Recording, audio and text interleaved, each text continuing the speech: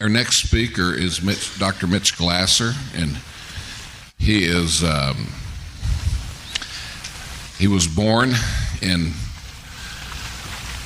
New York City, Brooklyn, I guess, I don't know. Born was a good start. Yes, in a nominally Orthodox Jewish home. And however, after he was bar mitzvahed, he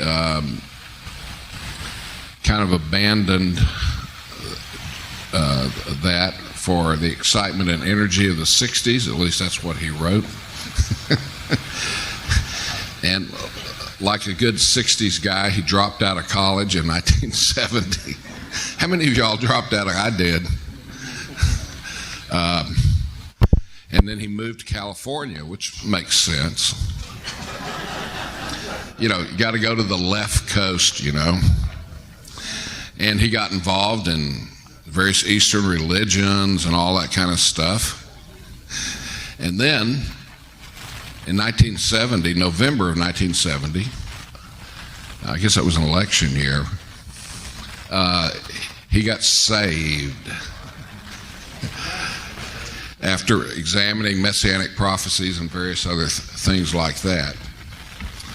He's probably thinking, how could I butcher his bio so bad? Well, I've got a lot of practice. You don't. And I get my credit for it. Yes. He became involved with the West Coast branch of Chosen People Ministries, formerly known as American Board of Mission to the Jews. And that was the beginning of a 40-year ministry, which included working for Jews for Jesus and Ariel Ministries. And since 1997, Dr. Glaser has served as president of Chosen People Ministries, one of the oldest and largest Messianic missions in the United States. And it was founded in 1894. Yes, you're a founder. And he went to Northeastern Bible College and has a master's in Old Testament from Talbot in California and a PhD in intercultural studies from Fuller Theological Seminary. And so he's written a number of books on like the Feast of Israel that David Hawking just finished talking about and stuff. So come up here and let her rip, Tater Chip. Okay. Shalom, good morning. Well, I feel like I'm being out-Jewished. And sometimes when I teach the book of Acts, I subtitle it, How Did Such a Jewish Movement Get So Big and Gentile? But this is my first pre-trib conference, and I'm very confused. And so usually I'm in circles where I have to do persuading, and it's nice to be comfortable, kind of at home. So we're all going to go up together. And so what a joy it is. Just by way of, for argument's sake, Tommy, when would you like me to be done? What time is it? Let's see. 8:30, okay. You have an hour and a half. I have an hour and a half. Boy, I would love to hear what my wife would say to that. Which includes question and answer. Question and answer. So I grew up in a pretty typical Jewish home. I was born in the Holy Land and still live in the Holy Land, Brooklyn. And I mean, we have almost 1 million Jewish people out of 3.5 million people. And so it's a lazy man's mission field. You know, I just walk out buy a paper and a bagel, and I can witness. So it's great. And so Chosen People started in Brooklyn in 1894, and we're about to celebrate our 125th year of faithful service to the Lord among the Jewish people. And so we're excited about that.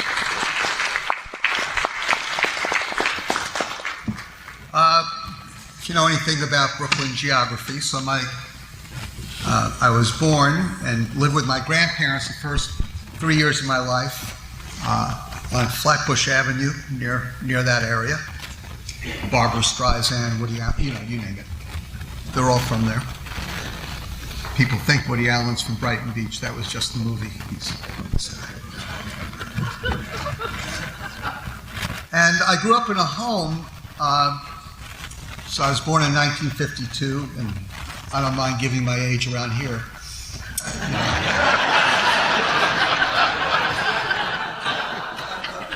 I'm not going to go any further with that one. So I was born in 1952, so I was sort of a post-Holocaust baby. And I grew up in my grandparents' home for a number of years and was always there every Sunday. I didn't quite go to church every Sunday at that time. And so I was in my grandparents' house every Sunday. And on the walls were pictures of relatives that I would never meet. See, my grandparents were very Orthodox Jews. Between them, they probably had over 20 brothers and sisters. But my grandparents left Minsk in the 20s because their house burned down, and so they were sent out as ambassadors to America on behalf of the joint families so that my grandfather could start a business, get a place to live, bring over my grandmother and my uncle, who he left behind for about 5 years.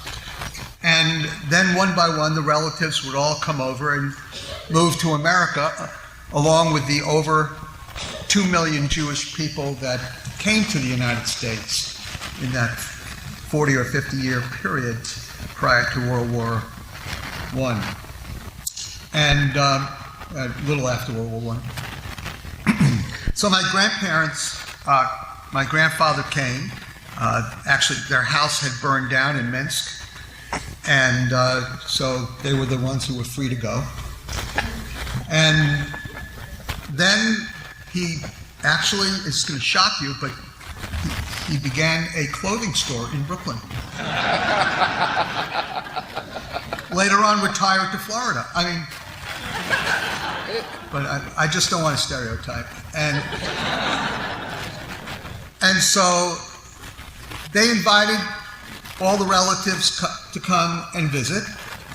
And a few of them came and said, America is not as good as people said it was. And none of them came over. And they all died because Hitler swept through Minsk with a vengeance. And so my grandparents are not technically survivors because they emigrated, but I feel like I grew up in a survivor's home. And so I grew up in the shadow of the Holocaust. And the Holocaust impacted everything. It's like being a depression baby. Some days you're just glad to be alive. And that's the way my grandfather responded, and that's the way my uncles lived, and that's the way my mother lived. And anything beyond being led to a concentration camp was a good day. And that was the mentality. And of course, the blame for the Holocaust was squarely laid at the feet of Christianity. Because all the Germans were Christians. And I've now had plenty of my own experiences because Chosen People is working in Germany and has been for many years. And I can't tell you, one of the most moving times was when probably about an 85-year-old German Brethren guy came up to me in tears asking me to forgive him. And that's always an awkward position. You know, I'm not real big on representational repentance and forgiveness, but something from Bonhoeffer popped into my head when he came and asked me that, where Bonhoeffer did say in Life Together, which he wrote in prison, where he said, sometimes we just need to be one another's priests. And even though I had no authority in heaven or in earth to say, I forgive you, I said it anyway. And that made him very happy. And so the Holocaust was a shaping experience for me, my generation, and all my friends who grew up in that great Jewish community of New York City at that time, where I honestly didn't know any Gentiles. I'm being honest with you. I did not. There were a couple in public school, I remember, but I wasn't sure because, everybody got the day off on Rosh Hashanah and Yom Kippur and so on. So you never knew who was who. And we sang Hanukkah songs and a few Christmas songs, but when I got to high school, I was introduced to a lot more non-Jews. I never saw my parents have a non-Jew in the home. I just did not live that kind of a life. And in New York, you can live that kind of a life. And there was an underlying hostility towards Christianity because of the Holocaust. Never talked about it, but it was always there. And so the Holocaust shaped my own experience of coming to faith. And so I grew up in a very nice traditional Jewish home. We try to express it because it's difficult, but I was raised young Israel, which is modern Orthodox, and I went to Hebrew school 4 days a week instead of the 1 day a week or 2 days a week that some of my other friends went, which definitely curtailed my sports career. And so I went, that's just to give you a clue why there aren't that many Orthodox Jews playing football, just so. And so 4 days a week. And so I loved being Jewish, and we learned the Bible, we learned the Chumash, the 5 books of Moses. I was so comfortable after I got saved when somebody handed me a Schofield Reference Bible, because it was exactly what I grew up with, because I read the 5 books of Moses, there was a line, then there was Rashi. And he was kind of on the same level as Moses, at least in a popular sense. So when I got my first Schofield Bible after I was saved, there was the line, there were the notes, and I said, just like Rashi. Figured it out somewhere. By the time I graduated seminary, I was able to tell the difference. And so I loved growing up Jewish, and my Jewish identity, of course, was very strong. Did we ever think about Christianity? Well, what would we think about? Of course not. Did I know any Christian? I didn't even know any Gentiles. Did I know that Jews could believe in Jesus? You got to be kidding. And so that's the way I grew up. And then I kick in, the same testimony. You can just change the names. It was such a movement of the Holy Spirit in the Jesus movement that there were so many of us. And we all had the same testimony. Sometimes we have to identify ourselves by where we were living. So I was the San Francisco, Sausalito houseboat Jews who became believers in Jesus. And other friends of mine, and some of you go to Israel and you know some of these other guys. There was a whole group like Eitan Shishkov and others, and they were the mountain Jews because they were in New Mexico. But missiologically, it was really accurate, so God knew what he was doing. Because the Holy Spirit was sweeping through families, only these were not families like we understood families, but these were people who were living in communes, living as families. And when one got saved, the gospel just ripped right through the whole community. But in order to get there, I had to go from being good Jewish boy, which I was, sort of, and then slowly became very bad Jewish boy. And went to college at 17, dropped out at 17, went to California and with some of Arnold Fruchtenbaum's disciples, Ephraim Goldstein and some others. Of course, Arnold, they were not saved yet, so they were not quite discipled. And but they were good at drugs, and so was I. So I had a strong cash business for a long time.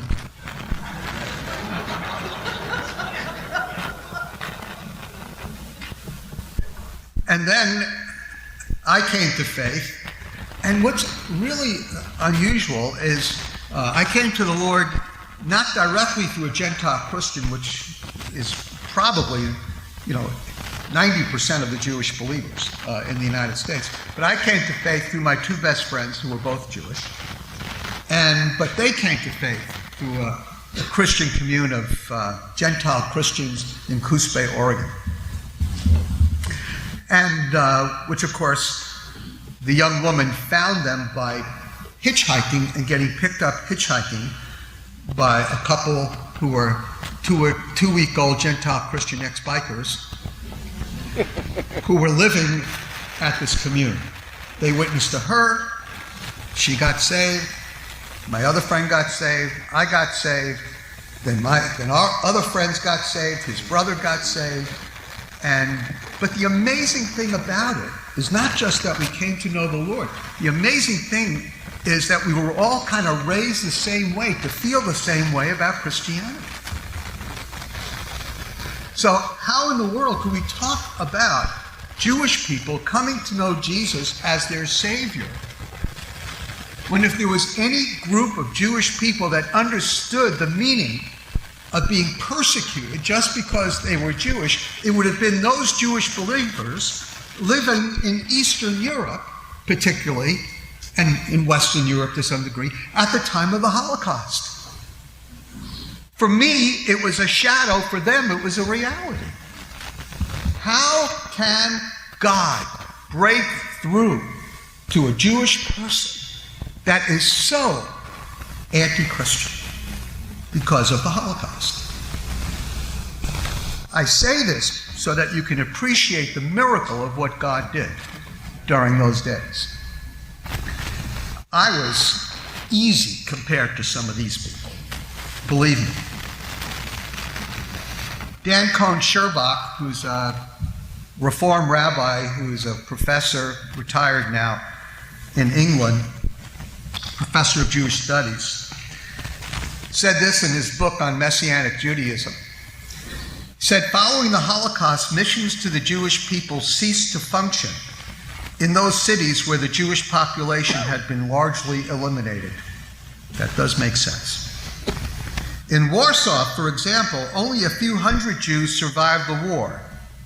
Most of the workers stationed there escaped before the outbreak of the war, while others died in the Warsaw Ghetto or in one of several concentration camps. And so the question then is that all we can know about Jewish believers in the midst of the Holocaust, or especially those Jewish believers in the midst of the Warsaw Ghetto?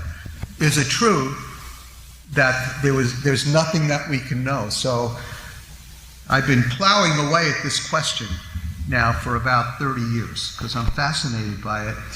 At the end of the day, I just want some hope against hope that my grandparents and people like them heard about Jesus. That's the little sliver of hope that I want to hold on to. Now, I'm a very conservative Christian, like maybe some of you, and so I do not believe that they needed to hear in order to be saved. And that, therefore, if they didn't hear, or hear in a way that they could understand it, that God no longer holds them responsible for their sin, and they somehow slide in some other way. I do not believe that. I'd love to believe that. I'd like to rewrite the Bible on that one. You know, I've got a new version of Romans 1. You can see it if you'd like. But unfortunately, I cannot rewrite the inerrant Word of God. And so I have to deal with the fact that my grandparents and others may have never heard in a way that would make sense to them, or heard at all. And so I keep looking for it. Somehow it just brings me some comfort. And so when I found out for real what I believe God did between World War I and World War II and the end of the Holocaust, I was amazed and encouraged. And I've been trying to let as many people as I can know about what God did, because it's miraculous. So we're going to try and approach some of that. So the purpose of my little talk this morning is to introduce you to some of the Jewish believers of the Warsaw Ghetto, to introduce you to some of what God did during the Holocaust period, as I believe their unique testimony adds a lot to our faith and encourages us. I call them heroes, but they were unlikely actually involuntary heroes, but a dynamic part of a legacy that, if known and recognized, provides some really critical lessons and encouragement that can inspire us and new generations to recognize what God can do in the midst of horror and tragedy, because He is always a gracious, good God. Let me just let you take a little look, if you can read the map at all, of the Jewish population during that time. And I think the main point I'd like to make, just by looking at this, is that the largest number of Jewish people in Europe at that time were the 3 million in Poland. And as some people have said, and you've probably heard it too, that Poland became the largest Jewish graveyard in the world. And but you could see many in the Soviet Union, and Hungary was huge. Romania, where my wife's parents came from. Amazing story with my wife. Her parents were from Romania, Bessarabia, which was a very Jewish area, part of that pale of settlement where Jews could live. And she was born and raised in Argentina because her dad and one other brother from their 11 brothers and sisters left Romania, fled what was coming, and moved to Argentina. I know, along with all the other Nazis. It is a very strange situation, honestly. But anyway, they fled to Argentina. And for years and years and years, they actually believed that everybody in their family was killed. Then, of course, like everybody else, we all did 23andMe, and so my wife did 23andMe and had the oldest living relative in Argentina do 23andMe. Next thing you know, we get an email from a woman who's working on her PhD in Spain, who's from Canada, who emigrated from the Ukraine, and said, I think we might be related. Well, this was interesting. And so my wife said, well, what were the names of your grandparents? And instead of giving the name, she emailed my wife a picture of her great-grandparents, actually. And it not only was the same great-grandparents, it was the same picture. We then found out she was in contact with some of the kids of the other brothers because they fled to the Ukraine and to Russia, which makes sense. Many, many of the Jewish people fled to what would become the Soviet Union. And so we just had a reunion with a bunch of these relatives. Some live in Brooklyn, Long Island, and we Skyped in the relatives from Israel who made Aliyah and from Argentina, and it was quite the party. So just when you thought everybody died, and we have now accounted for all of the brothers who lived. One in France, Ukraine, Russia, Argentina, all over the place. And so that's quite a story. So the Lord did some great things there.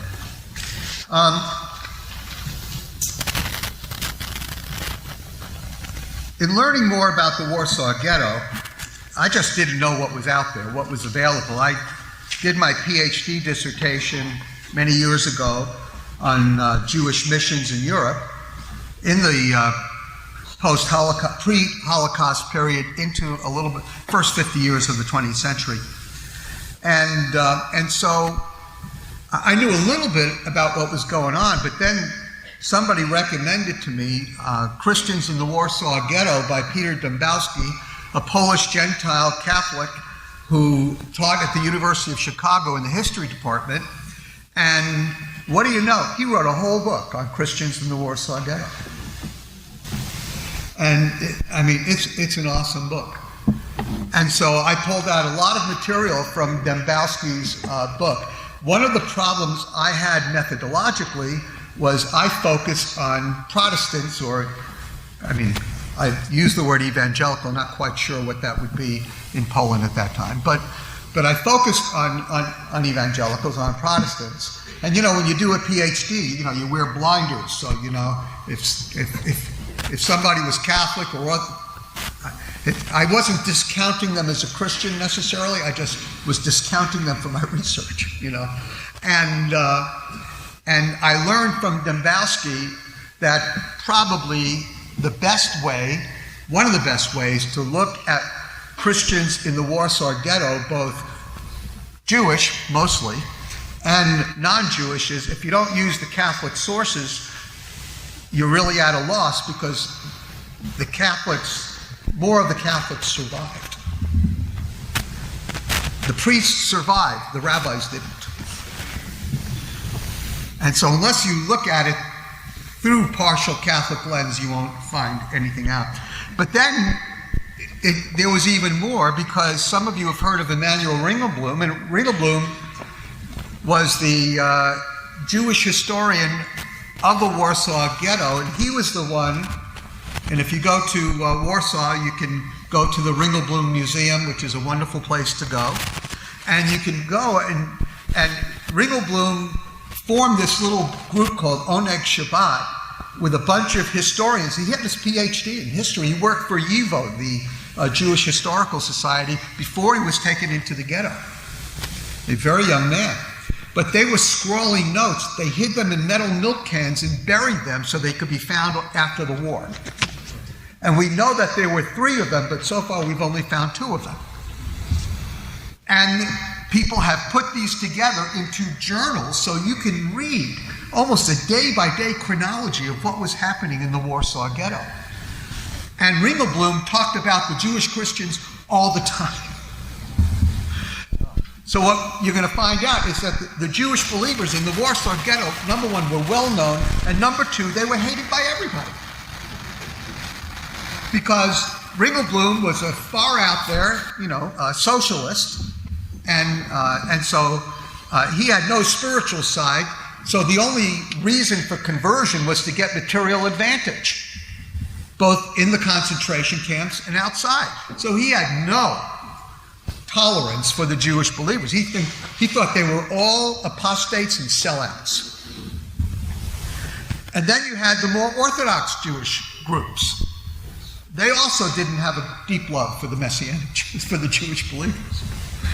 And so, but Ringelblum, as long as you understand in your historiography that you need to look at what he said with a certain set of eyes, you're okay. I mean, if you read what the Jewish newspapers said about me, you wouldn't have me up here today. I'm a terrible person. In fact, when we opened our Charles Feinberg Center for Messianic Jewish Studies right in the heart of Midwood, Brooklyn, where we have our MDiv program and do all of our congregations and ministries in that area of Brooklyn, when we were opening it up, we had a little bit of opposition. Actually, the renovation took so long, we wore the opposition out. It was mostly in the building department, and then a few protests. But they actually did a video, and in that video, I was so honored. I'm not used to videos being about me, and so it's about Chosen People Ministries and their illustrious leader, which I think was me, who claims to have been raised in a Jewish home, but we know he was not. That was news to me. And so what do we expect? Non-believing Jewish people raised with the typical stereotypes about Jews believing in Jesus, what do we expect them to say about the Jewish believers in the Warsaw Ghetto? They were all inauthentic. They were all sellouts. They all grew up in broken homes. I don't know. They all had problems. So Ringelblum was like that. Then I found a new hero, Ludwig Hirschfeld. And he was an adult convert to Catholicism. And some of you have ministered in Poland and understand that it ain't Texas. It's not even New York. And that in Poland, it makes me, I'll be honest, a little uncomfortable, but there's a little closer relationship between the Catholics and the evangelicals in Poland. Some of you who have served there know that that's true. And, I went from raised in sort of an Orthodox Jewish home, extreme hippie, to a Bible college that was really separatistic, And so, which I felt very comfortable with because I was raised that way, Look, no ping pong on Saturday, I was raised that way. No ping pong on Sunday. When I went to Bible college, it was easy. No rebellion from this hippie, felt at home. So I don't know what to make of all this, but Hertzfield was a Jewish believer. He was a doctor. He started there was a medical school in the Warsaw Ghetto that went through the first 2 years. He discovered how AB and O blood types are inherited. If you look in Wikipedia, he was a famous Jewish guy, and he's not always noted as a believer. But he was a Catholic, and he wrote a book called Historia, which is his autobiography, because somehow he got out of the Warsaw Ghetto near the end, and you learn tons about what was going on among those who claim the name of Christ in the Warsaw Ghetto. You have to understand, there were no Messianic congregations in the Warsaw Ghetto, okay?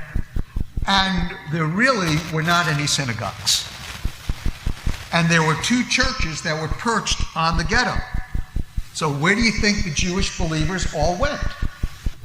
And if you go to those churches, you'll see in Polish they state it in their signboards. This is where the Jewish Christians during the Holocaust met for worship.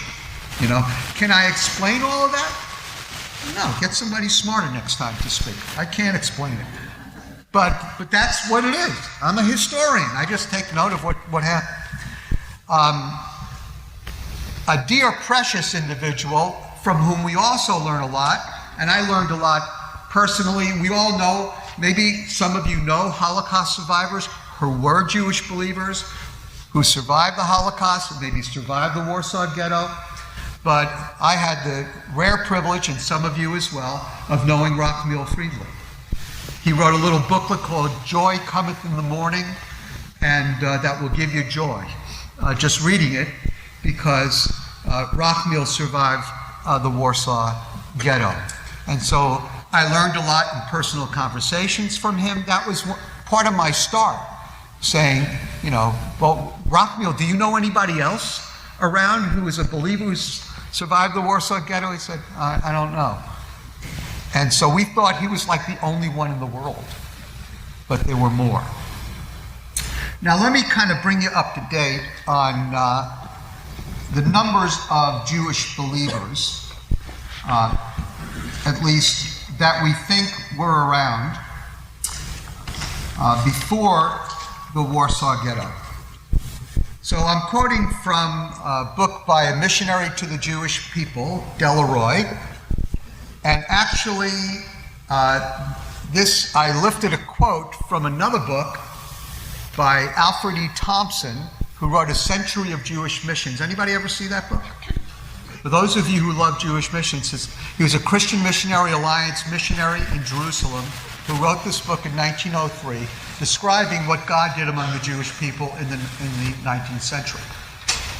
So he says, 72,740 Jews have been baptized into the evangelical churches during the last century, and with their offspring, that makes 120,000 members of Protestant churches, 57,300 received into Roman Catholic churches, 74,500 into the Greek church, which means Orthodox church, not just Greek Orthodox, making a total of 204,540 baptisms during the century.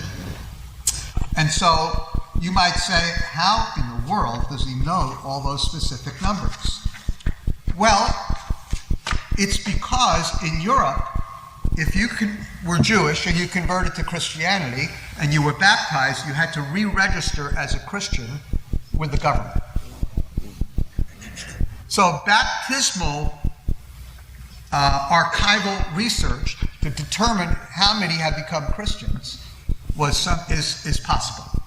And that research has been done by the Jewish community, and it's been done by others. So that's how he figured it out. He did a lot of the baptismal research. Now, Jewish missions was very active in Poland at that time. And I thought I would just share just a little bit about it. And so you can see the map. Anybody here ever been to Poland? Some of you? Some of you. I have a really great recommendation. Go to the Museum of Polish Jewry. And if you think you need time for Museum of the Bible, you ain't seen nothing yet. You need a day, 2 days is better. I've now gone 3 times, and I keep starting at different points. First time I started at the beginning, I didn't make much progress. Then the next time I started at the end. And the third time I did, I started in the middle. But only could go one way. So, but it's fabulous. It's the most high-tech museum I've ever seen. It is up there with the Museum of the Bible for sure. It's very different than Yad Vashem, very different than Washington, D.C. Very, very different. It's a different experience, but it's something you should really look at. And so these are all very famous places for Jewish people: Lodz, L-O-D-Z, Lvov or Lviv or Lemberg, Bialystok, Lublin, Krakow, of course, which is where you're going to go if you're going to go see Auschwitz the next morning. And so these are all very famous places in Poland. There were 3 million Jewish people there, and actually, I would say probably 5 to 700,000 were in Warsaw by the time of the Holocaust. But in all probability, the majority of the Jewish people were living in shtetls or Jewish villages scattered all over Poland. And on the most recent trip, we were driving from Auschwitz back to Warsaw and stopped along the way at what used to be an old Jewish shtetl. And we went into the museum, which I get for business purposes and for other purposes. The Polish people living there turned into a museum. And it was very, very moving. The guy who ran it said, "We've done this because we had 13,000 people in our village, 10,000 were Jewish, and they were all killed. And so to honor their memory, we took the synagogue, we turned it into a museum." I would like to believe that it wasn't for the money. I would. And while he was speaking to us, this Gentile guy, I don't know if he was a Christian, I don't know if he was a devout Catholic, I don't know what he was, but in the middle of his talk about the Jewish people, he just broke down in tears. And so I tend to believe he was pretty serious. So that's your map of Poland. So again, at that time, 3 million in Poland, 500,000 in Warsaw. There were at least a dozen missions to the Jews in Warsaw before World War II. And in Warsaw as well, the major training center for missionaries to the Jews, which was sponsored by CMJ, the old Anglican mission to the Jews that began in 1809 and had worked in Poland for many, many years, that was operating and training many of the great missionaries to the Jews. Not sure if you've heard of some of them, but Raphael Friedland was trained there. Isaac Feinstein, who served in Romania who lost his life during the Holocaust as a martyr. He served there. Jacob Yach, if you've ever heard of him, and his father Basil Yach were all trained there. And so it was a very, very important spot. Along with that, CMJ had Emanuel Hall in Warsaw.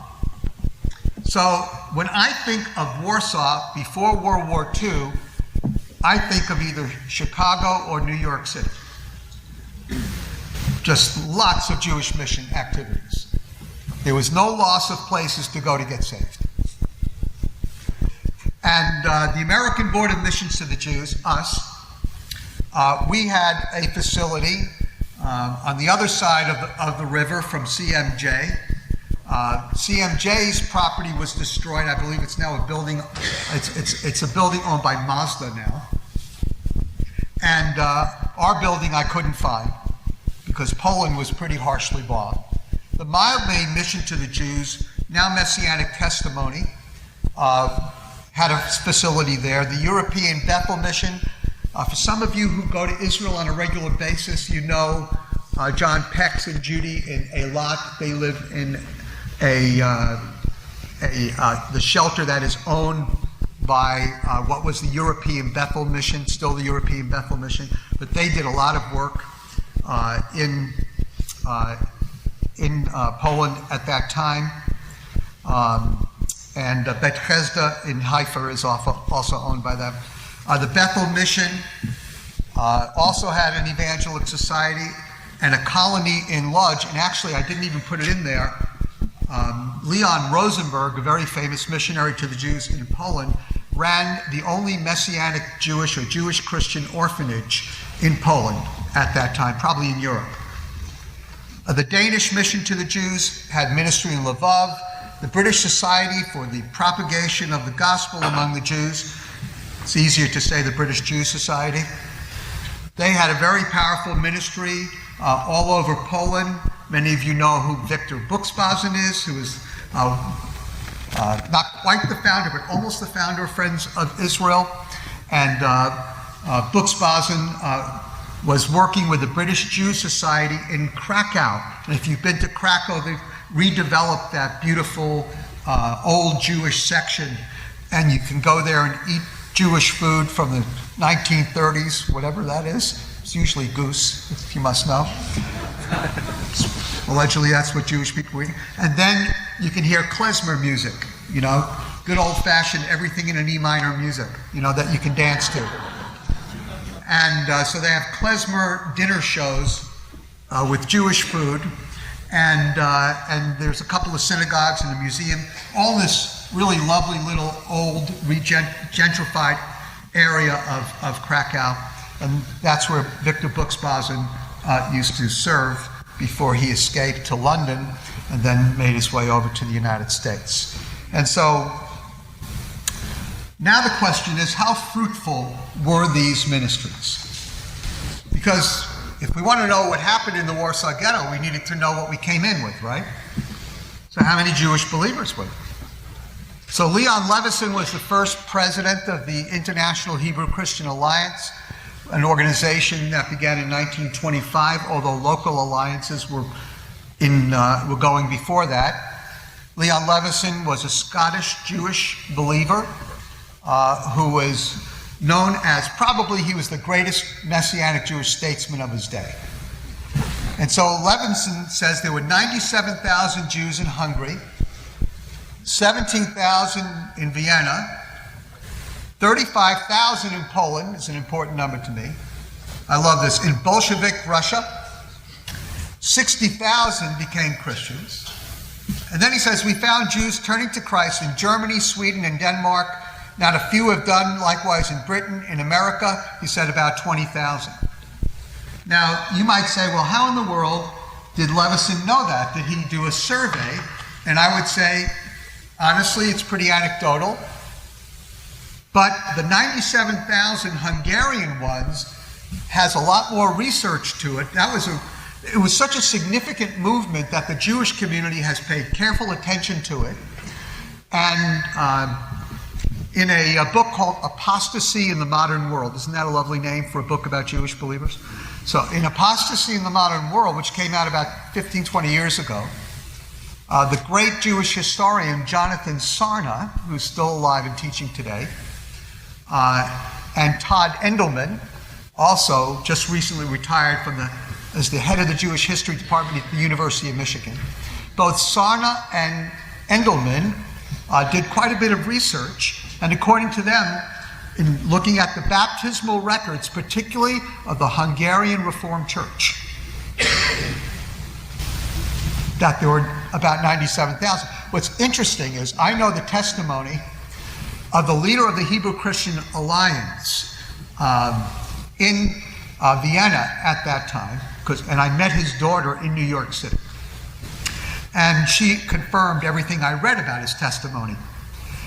He came to Christ through the Salvation Army.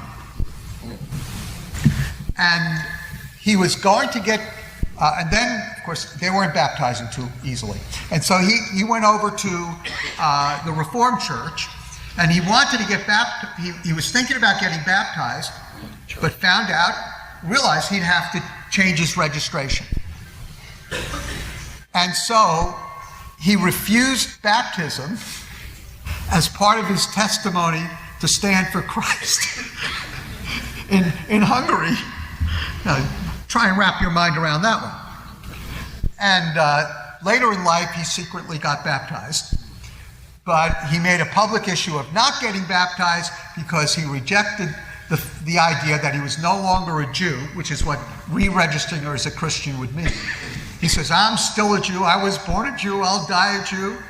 And he would not register, so he would not get baptized. In other words, I think there were a lot more.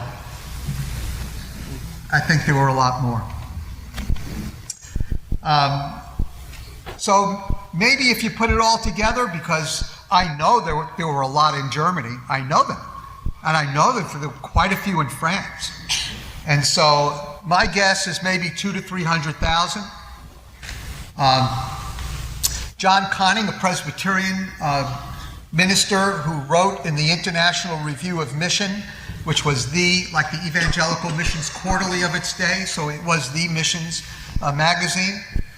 He said something that is mind-blowing to me. He said the work of various denominations for the Jews is also having its effect. Now, that was a lot of work among the Jews.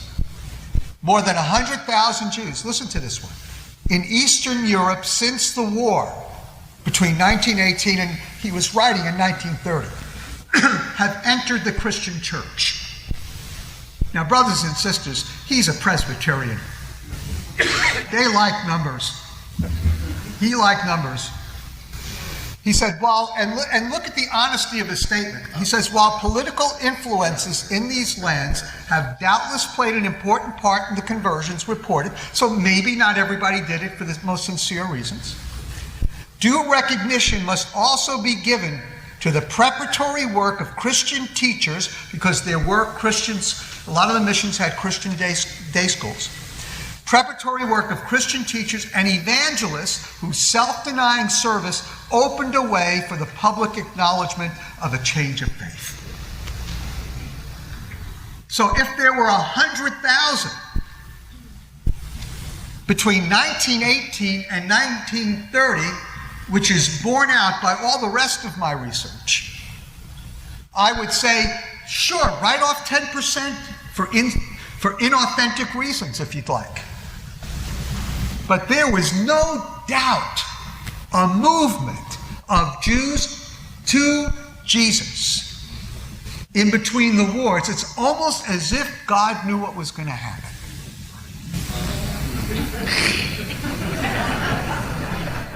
Oh, we have the same God, don't we? And it's really incredible. I was sharing with a few brothers and sisters the other day about the Jesus movement. So the question is, so how many Jewish people got saved in the Jesus movement? You ask anybody, and they're going to say tens of thousands. We really never did a survey. But okay, let's say it was 40,000. I don't know, 25, 30,000. Okay, and I can always tell. I mean, if they're a Jewish believer my age, I look at them in the eye, and the only thing I want to ask them is, were you at Woodstock? You know. And my gosh, if you had all your brains, you probably would have been a better pastor, you know? And I would have been a better mission leader. So let's say 30, 40,000, okay? How long was the Jesus movement? 1967 to what? 2000 at the most? 1975, 76. To 75, okay. So let's put it this way. You get the point. It was only 10, 12 years. Now, some of you may have missed the second wave of the Jesus movement because it was in Russia. But those of us who lived in Brooklyn, now remember, I kept meeting these Russian Jews, and right after Perestroika, handing out tracts in Brighton Beach and other parts of Brooklyn, and once we were able to communicate between charades, English and Russian, you know, everybody was open to the gospel. I almost felt like I had to pull them aside and say, now look, I know expressing your Jewishness is a new thing for you, but you're supposed to be closed to Jesus, okay? You're far too open. You need to think about this more seriously. Okay? But there was such an opening, and tens of thousands in Germany, in Israel, in Canada, in the United States, in Australia, all over, and in Russia. Thousands upon thousands of Russian-speaking Jewish people came to Christ. And again, about a 15-year period. It doesn't take long for God to save a lot. Right? So those of us who are pre-trib, and I hope you are, and who also understand Paul's teaching in Romans 11:25 and following, understand that it won't take long for the remnant to become the nation. So, that's what we have. Now let's move on a little bit to the Warsaw Ghetto. I've just given a brief sort of overview of the steps leading to the ghetto, and I hope that you find it helpful. And I don't really need to comment on it a whole lot. But each step, you know, the Nazis were very tricky. You know, they believed in crowd control. And so they got you in for whatever reason. You know, we got to separate you from the rest of the Poles in order to preserve you, however they got them in there. But they got them into the ghetto. Then the ghetto was finally sealed off. And then in July through September was the Action.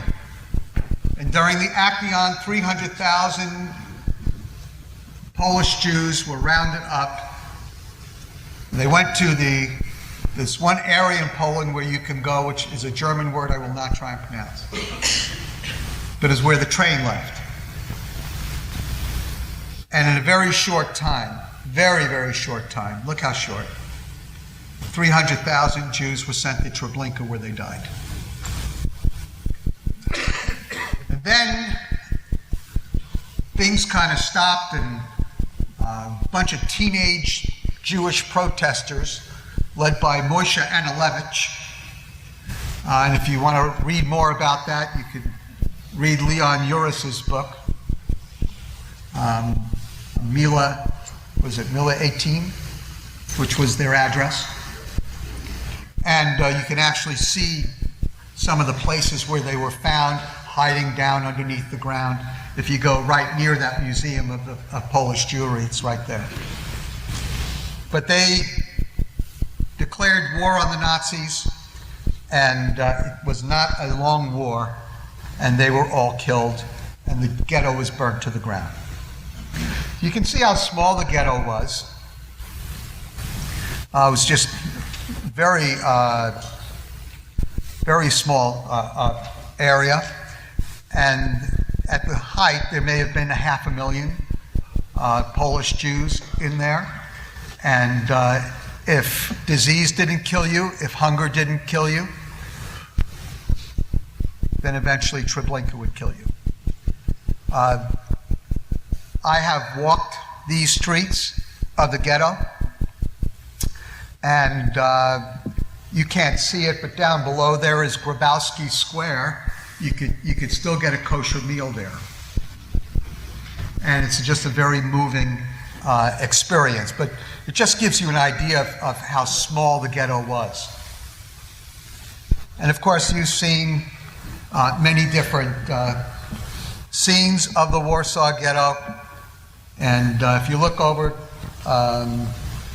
to the right there, that's where you see Moshe Anilevich and some of the others coming out of the hole where they were hiding when they were trying to fight the Nazis at the very end. Again, there were a couple of churches that perched on the border of the ghetto. There were really three. There were two Catholic churches, and then there was one Reformed church. So the evangelicals did get into the act.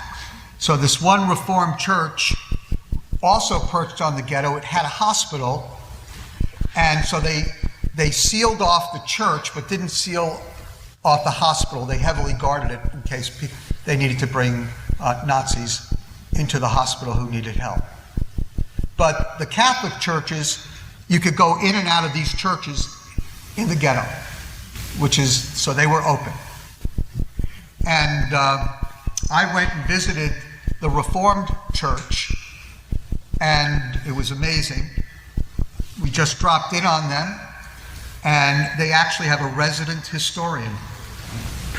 And so the resident historian sat down for 2.5 hours and spoke with myself, our chosen people Polish representatives, and told us all about the history of their church.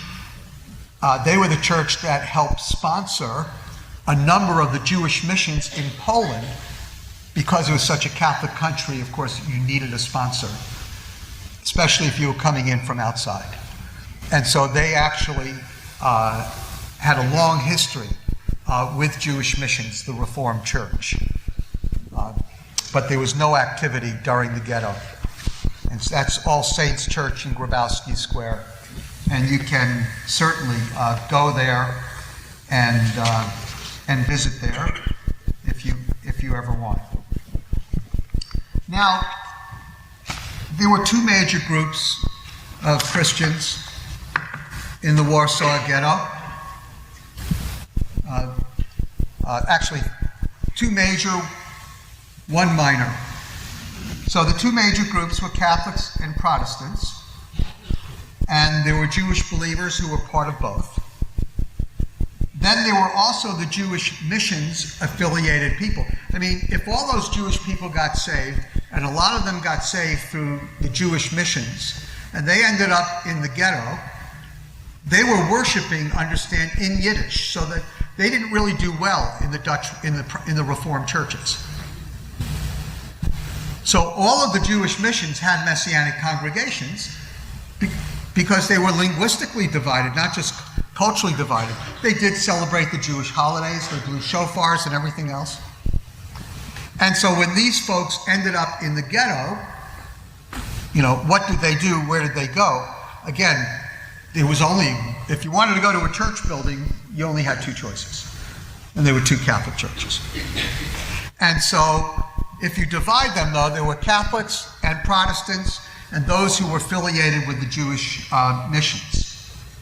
The Menchis was the name that was given to the Jewish believers by the Jewish community in the ghetto.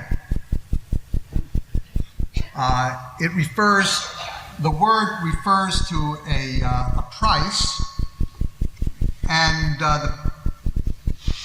the price that was paid by the Jewish believers was the embarrassment and humiliation of baptism.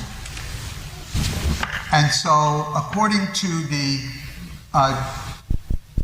Jewish people, they didn't call the word Messianic Jew didn't exist. Hebrew Christian may have existed, but it was in Polish or Yiddish. But whenever these words got translated into Yiddish, which was the common language spoken, the Jewish believers were not called Yehudi Mishafi, like in Israel today. They were not called Hebrew Christians. They were basically called Mishumids, which means Mishamudim, which means traitor, or Mephis, which means you sold your soul through baptism for benefit in the ghetto. That was the attitude that they had. So according to Dembowski, there were between 5,000 and 6,000 Jewish believers in the Warsaw Ghetto. That number was verified by a Jewish historian, Philip Friedman, and in his history of the Warsaw Ghetto, he said that there were about 6,000 baptized Jews. Listen to this. He wrote this in a book in 1957. He said there were 6,000 baptized Jews ordered by the Nazis to move into the ghettos. And that was that. Rockmule Friedland, some years after the ghetto was really kind of rolling, in 1944, wrote this. He wrote about it after the war, but about 1944. He said, in late 44, by hiding in cemeteries, deserted churches, and the homes of fearful friends, I was one of the few surviving Jews in Warsaw outside the ghetto. In that enclosure were 5,000 Jews, the last of Warsaw's original 5,000. So this is right before the end of the last revolt. By God's enabling, listen carefully, I secretly slipped into the ghetto and was able to speak comfort to a few of the Jewish believers still alive. Other Jewish brethren heard the message and believed in Messiah Jesus. You realize how late in the game this is. My friends in the ghetto insisted that I leave. They said that if God had preserved me thus far, I would be a witness to the woes they now experienced. And at the end of the war, I could tell the story of their suffering. I was probably one of the last to leave the ghetto. It was only shortly afterwards that the Germans obliterated the entire Jewish area. So we can ask the question, did Jewish people come to faith during the Holocaust? Well, you have to go after the Holocaust to get a little bit of information. So Victor Buxbazen, again from Friends of Israel, I dug out a little story in one of his letters, and he said, in Holland, I visited a Hebrew Christian brother, so we're now talking about Holland, who told me how the Lord had wonderfully preserved many Jewish Christians through the kindness and friendship of the Dutch people. So we're going outside the ghetto, but it gives us an idea. The Dutch people took a Christian stand against Hitler, protecting their Jewish compatriots at the risk of their own lives. And many Dutch people paid the highest penalty for doing this. He continues, Hebrew Christians were rounded up by the Nazis and imprisoned in concentration camps, together with other Jews. But they were faithful to their Lord and testified for him as long as life lasted. This made a deep impression upon the Jews, who were forced to respect their faith and courage. So, were there Jewish believers who witnessed and died in the camps? Yes. Did that happen in the Warsaw Ghetto? I have every reason to believe that it did. Roloff Bakker, a Dutch missionary to the Jews, wrote in 1949, telling his story. He worked for the Reformed Free Church of Holland. He writes this, during the wartime, many church members fought for the Jewish cause and introduced Jews into their family circles to hide them. The close contact with the family has in many cases had the results that through the blessing of God, hearts were opened to the gospel of Jesus Christ. Bakker was actually imprisoned for being pro-Jewish. And he writes this, after spending months in prison, I was deported together with many Jewish prisoners, to a concentration camp. I experienced the presence of Christ in those horrible circumstances. To tell the details would take hours. Suffice it to say, the Lord allowed me to be an ambassador of His, and I was able to give testimony to many of the Jewish and non-Jewish prisoners. Many were saved and confessed Jesus as their personal Savior and Redeemer before passing away. He was released after a year. It was a miracle, and he said, during this time, many of our Jewish friends were brought into concentration camps. The Nazis more and more showed their diabolical anti-Semitic nature, and all the Jews of Holland were ordered to report for deportation to Poland. You have to remember that Poland not only took care of the 3 million Jews, it was also murdering in the death camps, Treblinka and Auschwitz. They were murdering Jewish people from all over. He said the sharp protests of the church didn't help. What was to be done? How could the Jews be saved from death? Hundreds and thousands of Christian families knew how to do it. The Jews had to be hidden in their homes all over the country. It was a big job with many difficult aspects, too many to tell here, and could succeed only with the help of God. He goes on to say, spies were active, but also were the illegal resistance organizations. Some hidden Jews were caught, and together with their Christian hiders, deported. Christian love for Israel was shown. Many a Jewish heart was moved by this. They were blessed experience where the Lord opened these Jewish hearts. Many were converted. And in this way, not only the body, but above all, the soul was saved by the grace of God. Then he concludes, some hundreds of them who were hidden in Christian families gave their hearts to the Lord. So that just gives you an idea of some of what was happening. So we can ask the question, how many Jewish believers in Jesus survived the Holocaust? Well, we know that there were some, but how do you figure it out? Well, according to the American Jewish Committee report in 1946, they said the Jewish population of the world decreased by 1/3 from 16.6 to 11 million in 46 as a result of the annihilation by the Nazis of more than 5.5 million European Jews. The 6 million number hadn't come in there yet. In Europe, only an estimated 3,642,000 remain of the total pre-war population of approximately 9.74 Jewish people. So I just pretty much need to do the math. So if there were 300,000 Jewish believers beforehand, assuming most were killed, some fled,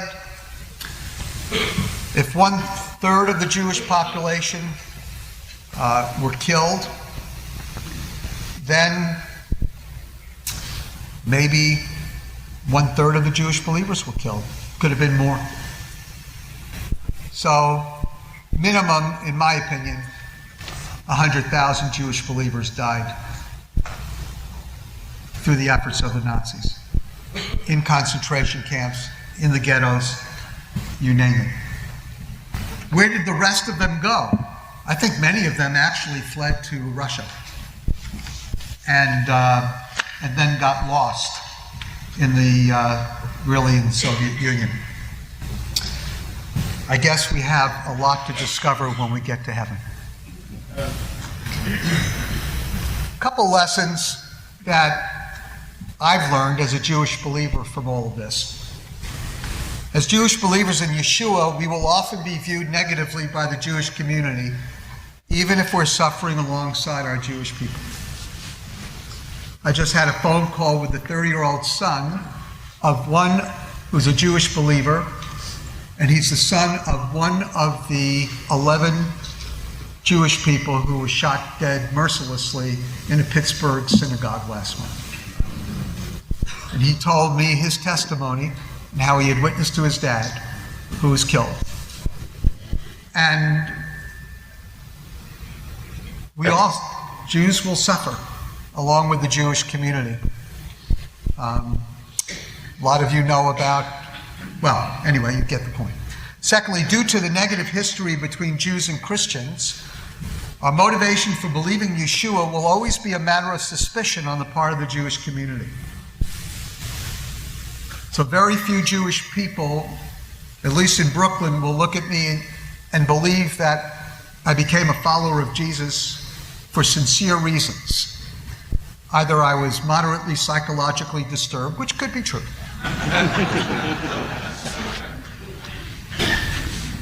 or I got money to convert.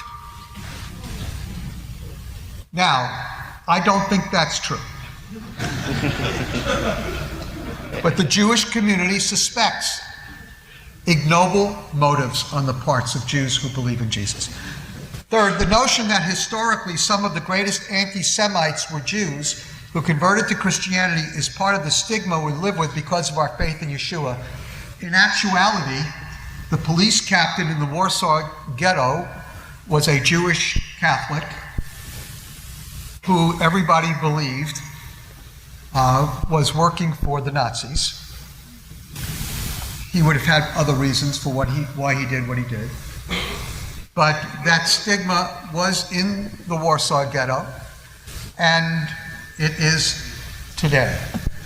And of course, you all know about the early medieval Christianity. Some of the great, do you know who Geronimo is? It's not an American Indian, he was Italian, okay? But he was a rabbi, Rabbi Loki, who converted to Christianity, and in the 15th century helped lead quite a few of the debates and really small pogroms against Jewish people in medieval Europe. Next, our identification with the Jewish community is not always a matter of choice, but could result from a series of external circumstances. In other words, as Jewish believers, I always want Jewish believers to act like Jews. I want Jewish believers to identify as Jews. I want Jewish believers to live as Jews. I want Jewish believers to participate in the Jewish community. I think it's really important for Jews to act like Jews. And when Jews act like Jews, they get persecuted by both Jews and anti-Semites. But that's part of what it means to be Jewish. As Tevye said, next time, choose somebody else.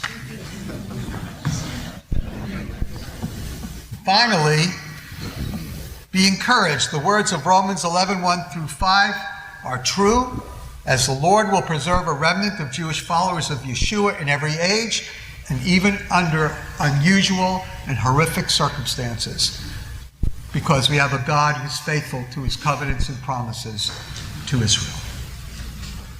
Now, quick chart, which just might help you understand this. Going into World War I, again, maybe a couple 100,000 Jewish believers, maybe yes, maybe no. First third of the 20th century, 200,000 or 300,000 Jewish believers. Then came the Holocaust. The numbers went down significantly. God restored the Jewish people. In the Jesus movement, numbers went up. The Russian Jewish movement, the numbers went up. We all know that God is blessing, and I wouldn't exactly call it an outpouring of the Spirit, but there are a lot more Jewish believers in Israel today than there ever have been. God is at work. And ultimately, Romans 11:25 will happen. Not sure exactly when, but it will happen. So your investment in reaching Jewish people for Jesus Christ is an assured success. There may not be many of us, but there will always be a few of us. And we'll always come to the Lord through well-intentioned Gentiles who make us jealous of what they have. And one day, well, the nation will become the remnant will become the nation, when all Israel who turn to Jesus will be saved. Questions?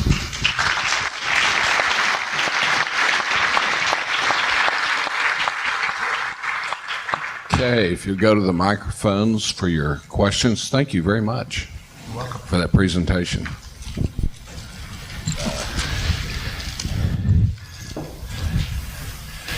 Go ahead. Go ahead. So, thank you very much. Very revealing presentation. And I've often wondered, actually, what are the real percentages of the Jews that come to Christ? For example, let's just take the last 70 years, which we're celebrating, and over that. Okay, yeah. Again, I'm talking about the percentage of Jews who come to Christ. In today's world, do you have an idea what that would be? Actually, I do. I do. What is it? Oh, you want to know? I want to know what the percentage. Asked me if I knew. Chosen People Ministries with Joel Rosenberg just did a survey that was executed by Lifeway Research. And it was an amazing survey, and it was really all about evangelical attitudes towards Israel. If you want to find an interesting website, of course, the Chosen People website is the most interesting website here, but chosenpeople.com and also ifoundshalom.com. Some of you have been watching those testimonies that we've been doing. Jewish believers, go to I Found Shalom, you'll love it. But another interesting website is the Alliance for the Peace of Jerusalem. Some of us have found we didn't want to compete with the Pre-Trib group because you're handling it just fine. And so we are trying to take those cherished doctrines that we dispensationalists hold dear and repackage them for a younger generation to see if we can hold on to some of those people in a way that we really need to, and everybody knows that's true. And so it's the Alliance for the Peace of Jerusalem, and you can find, that's a great group. I'm part of it. Leadership at Dallas Seminary is part of it, Talbot, and Mike Flock from Masters. A lot of people are part of this. And so you can go to that site and you can read the whole survey, the Alliance for the Peace of Jerusalem. In that survey, we did it. We went with the best overall survey source. Then you had to prove you're an evangelical by answering all 4 questions strongly. The last of which was, and I do believe that I must share the gospel with my friends or they won't go to heaven, basically. Okay? So it's just, you can't just say, I'm an evangelical. So we got back 2,002 filled out surveys. The largest Pew ever did was 3,400. So this is a huge survey of evangelicals. And you'll find out all sorts of information from that survey, like 70% of evangelicals today are pro-Israel. We have it documented now. And the millennials go down about 12%. So, we have it documented. Well, in doing this survey, we wanted to find out how different ethnic groups, and so we included the Jews in the ethnic groups we looked at. So we said, do you have one or more parents or one or more grandparents who are Jewish? Because if you say, are you Jewish, you get all sorts of interesting answers. 23andMe said I'm 12% Jewish, therefore so. And so we asked that question. We only had a very small number, 2%. Yeah. 2%. So we went back to Lifeway and said, what does that mean? It says that means almost 900,000 Jewish people projected out have one or more Jewish parent or one or more Jewish grandparent. Yeah. I said, are you sure that's accurate? He said, yeah, this is typical, the margin of error is very small. Yeah, we have every reason.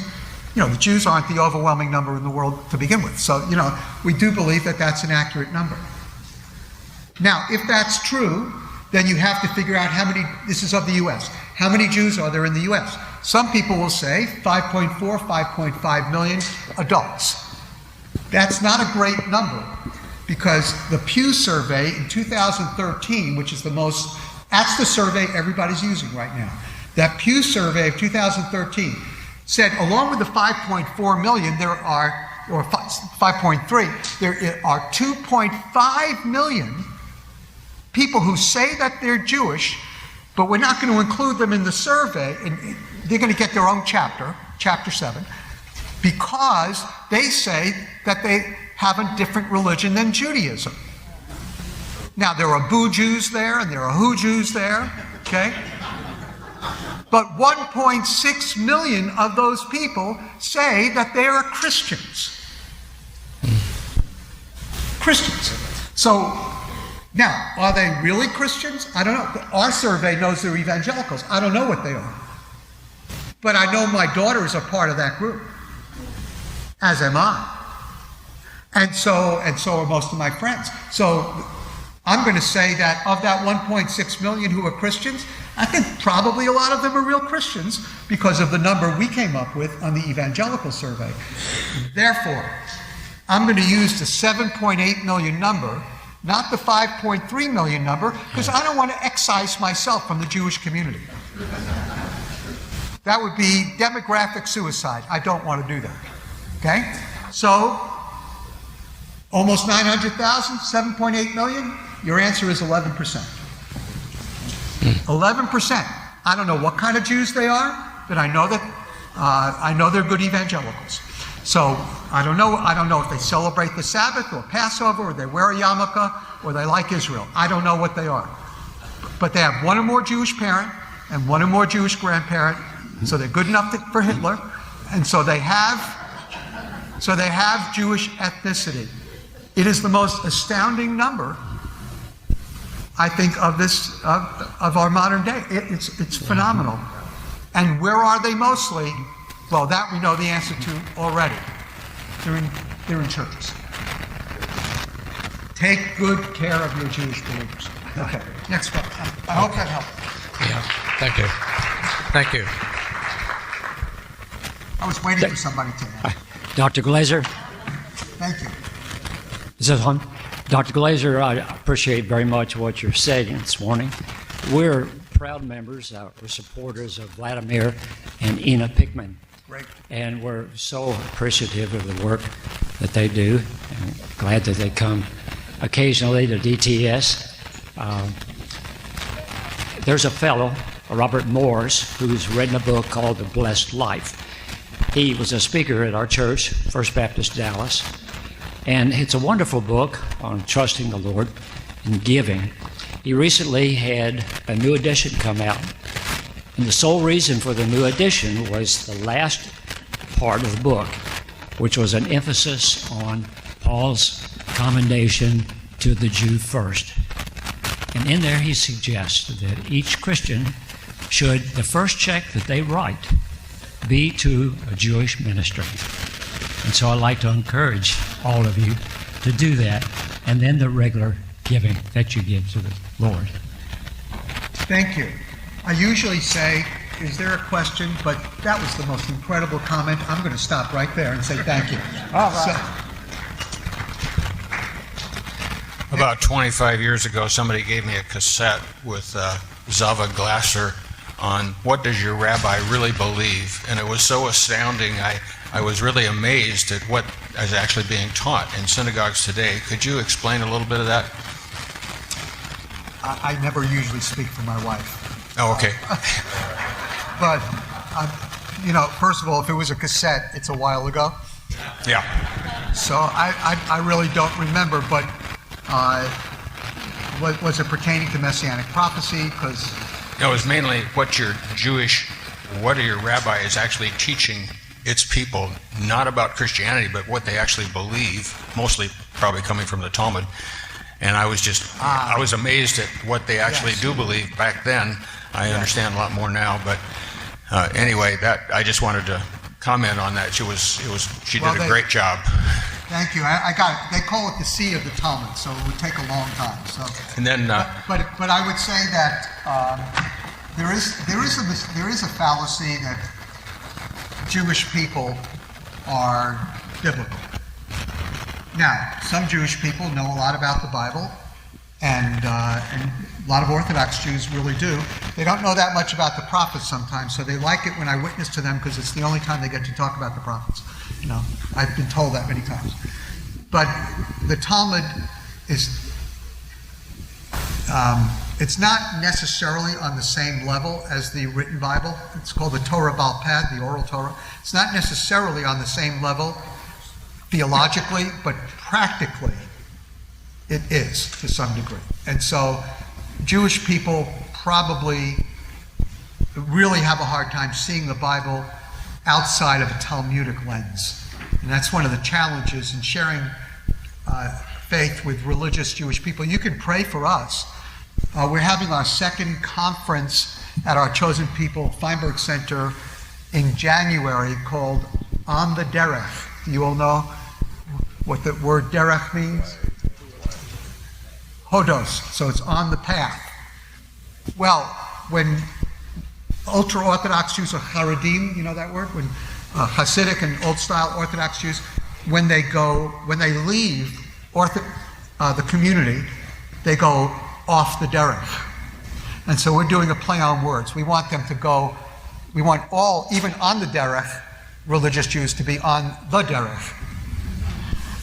And so we're having another conference, about 50, 60 people. Some of you who are deeply interested in this, you can see me, you can come.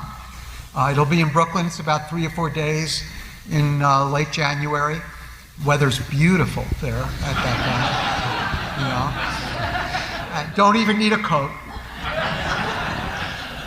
And so you can come, and we will be having some really great speakers. And God is beginning to do some things among ultra-religious Jewish people that I don't have time to talk about. But we had our first conference, now we're having our second one. Do pray for us, because you're talking about an enormous number of Jewish people. Over 300,000 in Brooklyn, and just Mayor Sharim B'nai Barak and Sfad. You have so many of these folks, and very few have come to know the Lord. And we don't give up on people, right? So we believe the Lord can touch them. So I had another, I worked with Doc Bijor. He passed away a couple years ago, but he had a World Bible Society, and we've been sending Jewish scriptures to every Jewish home in America. And we've got, I don't know, several 100,000, probably more than half of them already covered.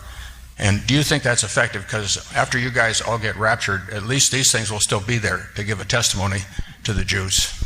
Well, we have a book room in our bomb shelter in our building in Jerusalem filled with evangelistic books. I'm just... Yeah, it goes through all the rabbinic literature and shows that Jesus was the Messiah, even according to their own people.